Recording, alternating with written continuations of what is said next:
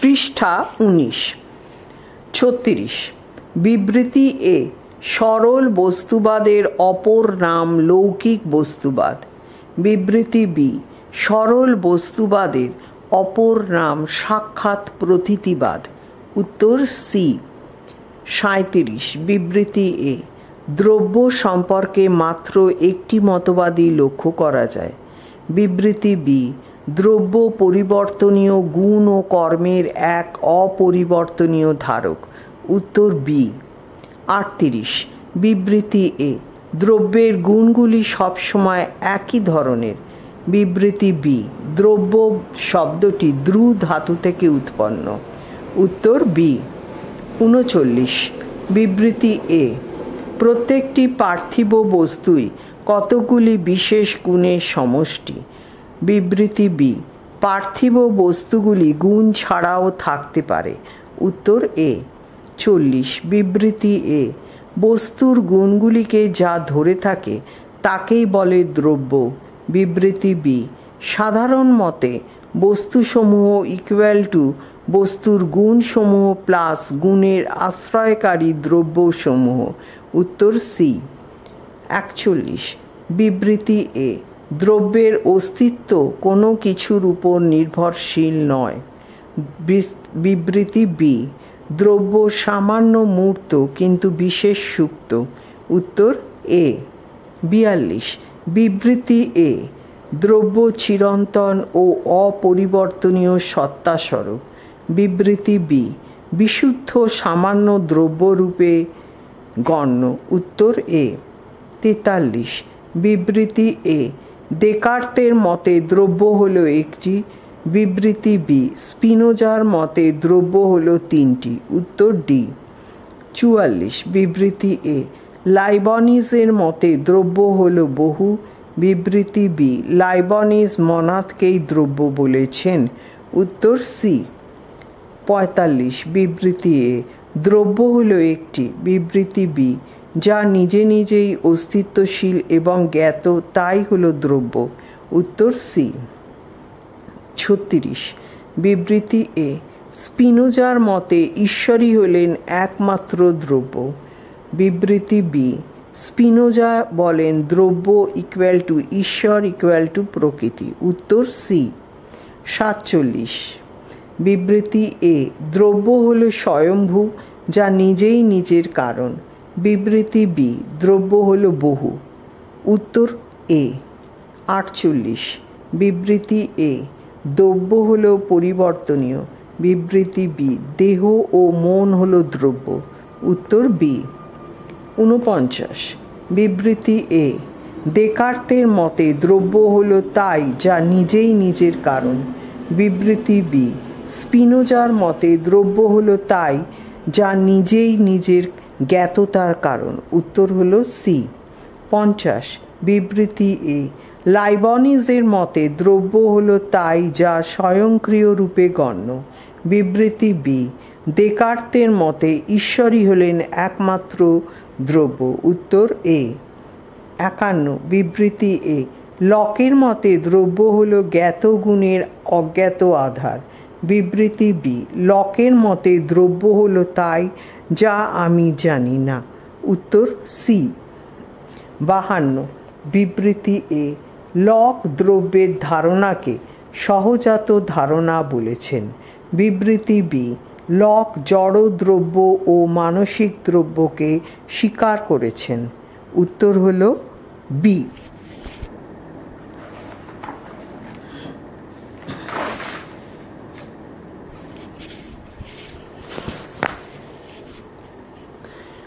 পৃষ্ঠা 20। 53। বিবৃতি এ, জড় দ্রব্যের কোনো অস্তিত্ব নেই। বিবৃতি বি, আমরা যখন কোনো বস্তুকে প্রত্যক্ষ করি তখন শুধুমাত্র গুণকেই প্রত্যক্ষ করি। উত্তর সি। 54। বিবৃতি এ, প্রত্যক্ষের বাইরে কোনো কিছুরই অস্তিত্ব নেই। বিবৃতি বি, মুখ্য ও গৌণ গুণের কোনো ভেদ নেই। উত্তর সি। 55। বিবৃতি এ, হিউমের মতে জড় দ্রব্যের কোনো অস্তিত্ব নেই। বিবৃতি বি, হিউমের মতে আধ্যাত্ম দ্রব্যের কোনো অস্তিত্ব নেই। উত্তর সি। 56। বিবৃতি এ, হিউম গুণের অন্তরালে স্থায়ী দ্রব্যকে স্বীকার করেছেন। বিবৃতি বি, দ্রব্য হিউম অনুষঙ্গের নিয়মকে অস্বীকার করেছেন। উত্তর ডি। Diagram based type.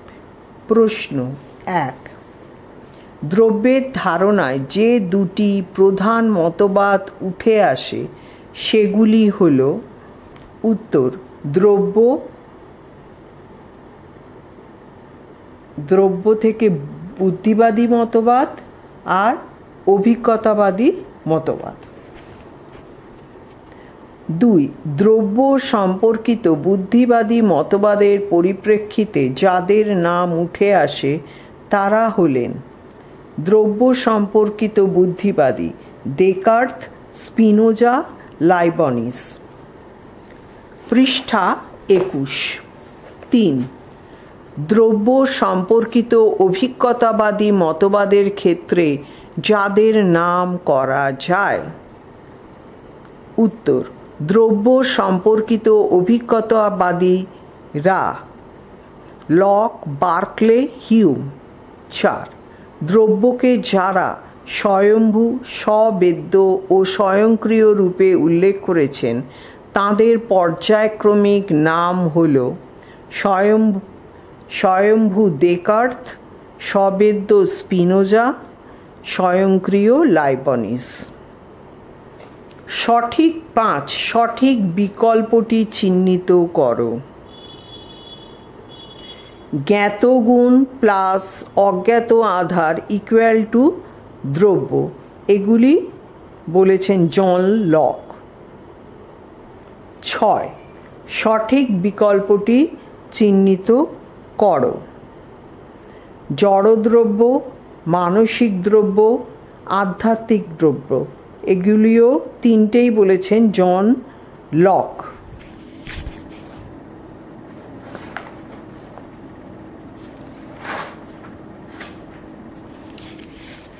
পৃষ্ঠা 22। 7, সঠিক বিকল্পটি কি? প্লেটো, অ্যারিস্টটল দুজনেই গ্রিক দার্শনিক। 8, সঠিক বিকল্পটি চিহ্নিত করো। বস্তুর গুণ, মুখ্য গুণ, গৌণ গুণ, দুটোই জন লক। 9, চিত্র দেখে সঠিক বিকল্পটি নির্ণয় করো। জড়দ্রব্য প্লাস মানসিক দ্রব্য প্লাস আধ্যাত্মিক দ্রব্য, তিনটেই হচ্ছে লক বলেছেন। পৃষ্ঠা 23। 10, সঠিক বিকল্পটি চিহ্নিত করো।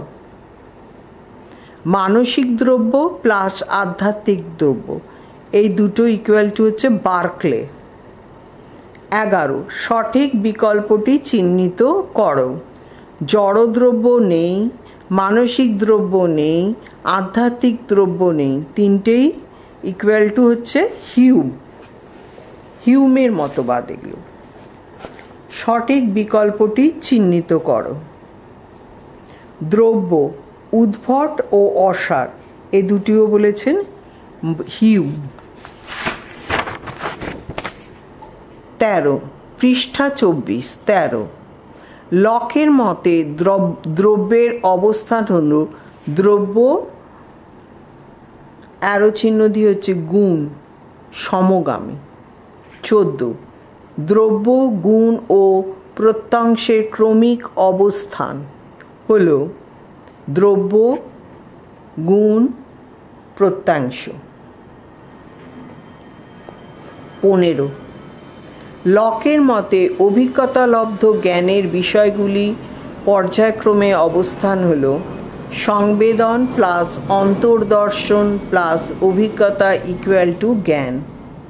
16, হিউমের মতে দ্রব্য জ্ঞানের উপাদানগুলির পর্যায়ক্রমিক অবস্থান হল প্রত্যক্ষণ, অ্যারো ইন্দ্রিয়জ, অ্যারো ধারণা, অ্যারো জ্ঞান।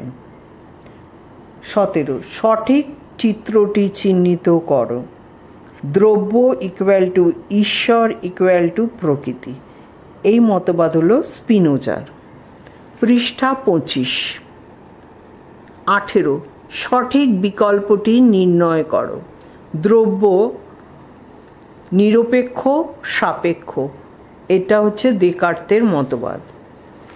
19 সঠিক বিকল্পটি নির্ণয় করো। ঈশ্বর, দেহ, মন। দ্রব্য তিনটি, এটা হচ্ছে দেকার্তের মতবাদ। 20 সঠিক বিকল্পটি নির্ণয় করো। All is god and god is all, এটা হচ্ছে স্পিনোজার মতবাদ। 21 সঠিক বিকল্প কোনটি? দ্রব্য গুণ 1 প্লাস গুণ 2 প্লাস গুণ 3, এটি হচ্ছে হিউমের মতবাদ। পৃষ্ঠা 26 সঠিক বিকল্প কোনটি? দ্রব্য, এর দুটি ভাগ স্বয়ংক্রিয় ও নিরংশ, এটি হচ্ছে লাইবনিজের মতবাদ। Case based type. প্রশ্ন 1 দ্রব্য হল পাশ্চাত্য দর্শনের একটি মৌলিক ধারণা।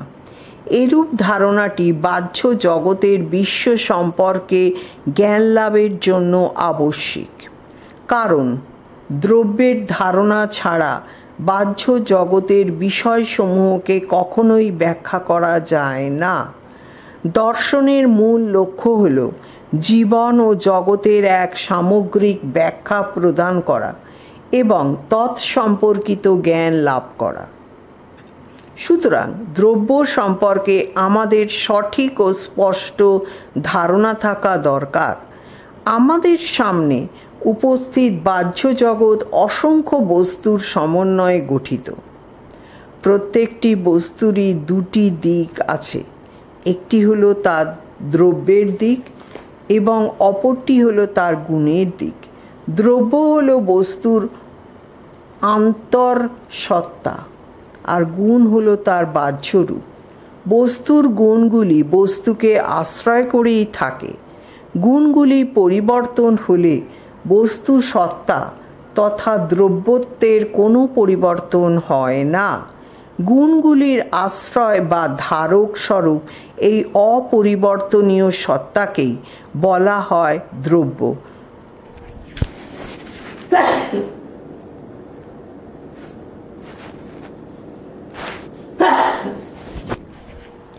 দ্রব্য প্রত্যক্ষ লব্ধ নয়, তা হলো অনুমান লব্ধ। নিম্নলিখিত প্রশ্নগুলি থেকে সঠিক বিকল্পটি নির্বাচন করো। রোমান 1 দ্রব্য হলো উত্তর, দ্রব্য হলো বস্তুর আন্তঃরূপ। 2 দ্রব্য হলো পাশ্চাত্য দর্শনের একটি মৌল ধারণা। 3 বস্তুর ধারণা থেকেই দ্রব্যের ধারণা পাওয়া যায়। 4 পাশ্চাত্য দর্শনে জ্ঞেয় বস্তুর দিক হলো দুটি। 5 গুণের পরিবর্তন হলেও দ্রব্যের পরিবর্তন নেই। 6 দ্রব্য হলো বস্তুগুণের আধার বা ধারক। পৃষ্ঠা 27। 2 দ্রব্য সম্পর্কিত আলোচনার পরিপ্রেক্ষিতে আমরা বুদ্ধিবাদী দার্শনিকদের মধ্যে আধুনিক যুগের দেকার্ত, স্পিনোজা ও লাইবনিজের মতবাদগুলি উল্লেখ করতে পারি। আর উল্লেখ করা যায় প্রাচীন যুগের প্লেটো ও অ্যারিস্টটলের অভিমত। প্লেটোর মত দ্রব্য হল তাই যা শাশ্বত অঞ্চল ও স্বনির্ভর। অ্যারিস্টটলের মত দ্রব্য হলো তাই যা স্বনির্ভর রূপে গণ্য। দেকার্তের মত দ্রব্য হলো তাই যা স্বয়ম্ভূ ব্র্যাকেটে নিজেই নিজের কারণ রূপে গণ্য। স্পিনোজার মত দ্রব্য হলো তাই যা স্বয়ম্ভূ ও স্ববেদ্য রূপে গণ্য। লাইবনিজের মত দ্রব্য হলো তাই যা স্বয়ংক্রিয়তা যুক্ত।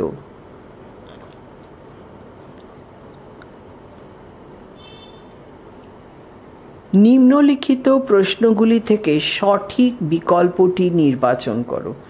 রোমান 1। উত্তর: প্লেটো দ্রব্যকে শাশ্বত, অচঞ্চল ও স্বনির্ভর বলেছেন। রোমান 2। লাইবনিজের মতে যা স্বয়ংক্রিয়তা যুক্ত তাই দ্রব্য। 3। দেকার্তের মতে যা নিজেই নিজের কারণ তাই হলো দ্রব্য। 4। দ্রব্যের ধারণা ছাড়া জীবন ও জগৎকে ব্যাখ্যা করা যায় না। 5। স্পিনোজার মতে দ্রব্য হলো স্ববেদ্য। 6. দেকার্ত হলেন বুদ্ধিবাদী। Question number 3।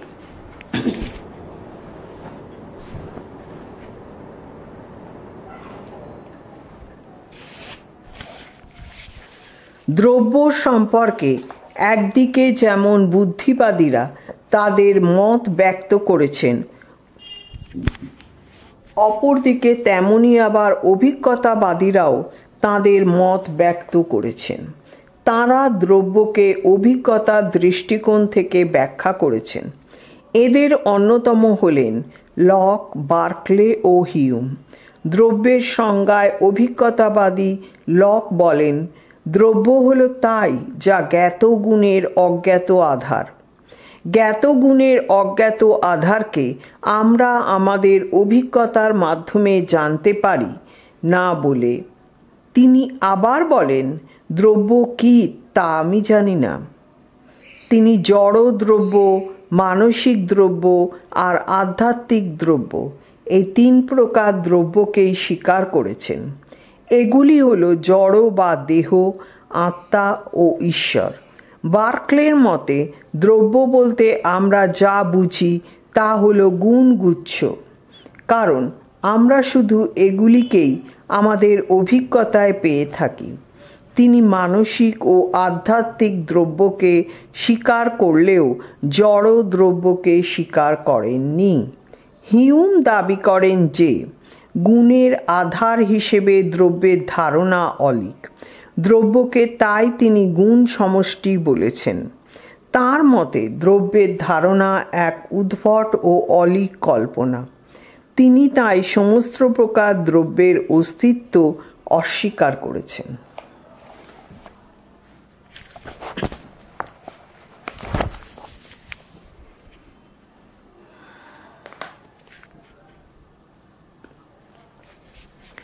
নিম্নলিখিত প্রশ্নগুলি থেকে সঠিক বিকল্পটি নির্বাচন করো। রোমান 1। লক হলেন একজন অভিজ্ঞতাবাদী। 2. বার্কলে জড় দ্রব্যকে অস্বীকার করেছেন। পৃষ্ঠা 28। 3. বার্কলে হলেন লকের অনুবর্তী ও হিউমের পূর্ববর্তী। 4. লকের মতে দ্রব্য হলো জ্ঞাত গুণের অজ্ঞাত আধার। Question number 4। অভিজিৎ মনে করেন যে বস্তু জগতের অস্তিত্ব কেবল আমাদের ধারণা ব্র্যাকেটে পারসেপশন এর উপর নির্ভর করে। যদি কেউ কোনো বস্তু সম্পর্কে চিন্তা না করে তাহলে সেই বস্তু আসলেই অস্তিত্ব রাখে না। অভিজিতের ধারণাটি কোনো দার্শনিক মতবাদের সঙ্গে সবচেয়ে বেশি সামঞ্জস্যপূর্ণ? উত্তর: George Berkeley. Question number 5। Debolina মনে করেন যে বিশ্ব একটি একক ও অদ্বিতীয় পদার্থের মাধ্যমে পরিচালিত হয়, যা ঈশ্বরের সঙ্গে একরূপ। সব কিছুই এই একক পদার্থের প্রকাশ। দেবলীনাথ ধারণা কোনো দার্শনিকের দর্শনের সঙ্গে সবচেয়ে বেশি সামঞ্জস্য? উত্তর স্পিনোজা। Question number 6। একজন গবেষক বলেছেন যে বস্তু ব্র্যাকেটে ম্যাটার এবং চেতনা ব্র্যাকেটে মাইন্ড দুইটি স্বতন্ত্র পদার্থ। মানুষের আত্মা চিন্তা করতে পারে, কিন্তু শারীরিক জগৎ চিন্তাশীল নয়। এই মতবাদটি নিচের কোন দার্শনিকের সঙ্গে সবচেয়ে বেশি সামঞ্জস্যপূর্ণ? Rene Descartes. Question number 7। Piyush মনে করেন যে বাস্তব জগৎ সম্পর্কে আমাদের জ্ঞান অভিজ্ঞতার মাধ্যমে আসে। জন্মগতভাবে আমাদের মনে কোনো ধারণা থাকে না, বরং অভিজ্ঞতা থেকে আমরা জ্ঞান অর্জন করি। এই মতবাদটি কোন দার্শনিকের চিন্তার সাথে মেলে? John Locke. 8। একজন দার্শনিক মনে করেন যে জ্ঞানের সব কিছুই অভিজ্ঞতা থেকে আসে, কিন্তু আমরা কখনোই নিশ্চিতভাবে কারণ ও ফলাফল ব্র্যাকেটে কজ অ্যান্ড এফেক্ট সম্পর্কে জানতে পারি না, বরং আমরা কেবল অভ্যাসের ব্র্যাকেটে হ্যাবিট মাধ্যমে এগুলো অনুমান করি। এই দার্শনিক কে? David Hume. নিচে পাদটিকায় দেওয়া আছে। 1. বার্কলে মনে করতেন to be is to be perceived ব্র্যাকেটে অস্তিত্ব মানেই পরিগ্রাহিত হওয়া, যা আদর্শবাদী ব্র্যাকেটে আইডিয়ালিজম দৃষ্টিভঙ্গির মূল ভিত্তি। 2. স্পিনোজার সাবস্ট্যান্স মনিজম মতবাদ অনুযায়ী ঈশ্বর ও প্রকৃতি একই জিনিস এবং সব কিছু একই একক পদার্থের প্রকাশ। 3. দেকার্তের কার্টেসিয়ান CARTESIAN ডুয়ালিজম DUALISM মতবাদ অনুযায়ী মাইন্ড ও বডি দুটি স্বতন্ত্র পদার্থ। 4. জন লক মনে করতেন মানুষ জন্মগতভাবে ট্যাবুলা রাসা TABULA বা ফাঁকা বোর্ড নিয়ে জন্মায় এবং অভিজ্ঞতা থেকেই সমস্ত জ্ঞান অর্জন করে। 5. হিউমের মতে causality is not a logical necessity but a mental habit, অর্থাৎ আমরা কারণ ও পরিমাণ সম্পর্কে কোনো নিশ্চিত জ্ঞান পেতে পারি না, বরং অভ্যাসের কারণে একটিকে অন্যটির সাথে সংযুক্ত করি।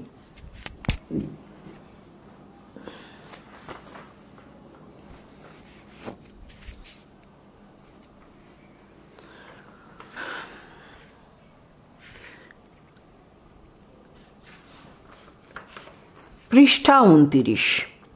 মনে রাখবো সহজে। দ্রব্য। অ্যারিস্টটলের মতে দ্রব্য হল গুণ ও কর্মের আশ্রয়।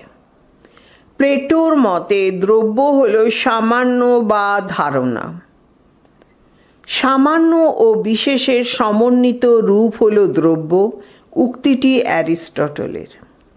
নাম পদের মাধ্যমে দ্রব্যকে জানা যায়। উক্তিটি অ্যারিস্টটলের।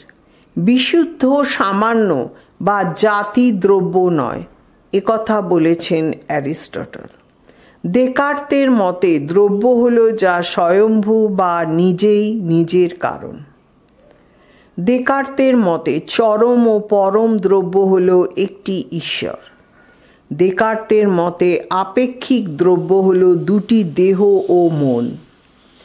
দেহ ও মনের মিথস্ক্রিয়ার কথা বলেছেন দেকার্ত। দ্রব্য শব্দটির ইংরেজি প্রতিশব্দ হল সাবস্ট্যান্স। সাবস্ট্যান্স কথাটি উদ্ভূত হয়েছে সাবস্ট্যান্সিয়া শব্দ থেকে। সাবস্ট্যান্সিয়া শব্দটি হলো একটি লাতিন শব্দ। প্লেটোর মতে দ্রব্য হলো যা শাশ্বত, স্বনির্ভর। আকার বা ধারণা বা সামান্যকে দ্রব্য বলেছেন প্লেটো। স্পিনোজার মতে দ্রব্য হলো যা স্বয়ম্ভূ ও স্ববেদ্য। স্ববেদ্য শব্দের অর্থ হলো স্বজ্ঞাত। স্পিনোজার মতে দ্রব্য হলো একটি ঈশ্বর। দ্রব্য ইকুয়াল টু ঈশ্বর ইকুয়াল টু প্রকৃতি, একথা বলেছেন স্পিনোজা। লাইবনিজের মতে দ্রব্য হলো যা স্বাধীনভাবে ক্রিয়াশীল। লাইবনিজের মতে দ্রব্য হলো সংখ্যায় বহু বা অনেক। মোনাডকে দ্রব্য বলেছেন লাইবনিজ। লকের মতে দ্রব্য হলো জ্ঞাত গুণের অজ্ঞাত ও অজ্ঞেয় আধার।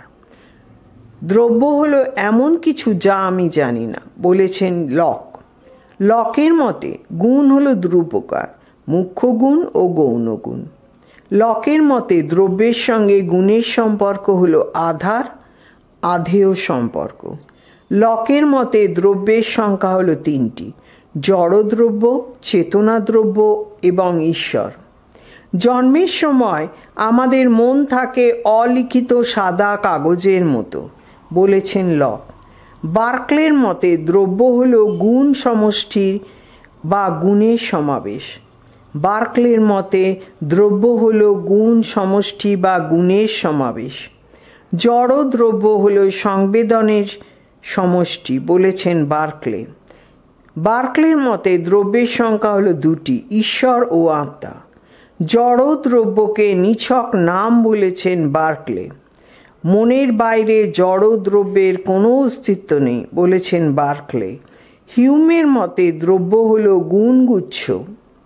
গুণের আধার হিসেবে দ্রব্যের ধারণাকে অস্বীকার করেছেন হিউম। গুণের আত্মা ও জড় দ্রব্যের অস্তিত্ব অস্বীকার করেছেন হিউম। দ্রব্যের ধারণাকে উদ্ভট ও দুর্বোধ্য বলেছেন হিউম।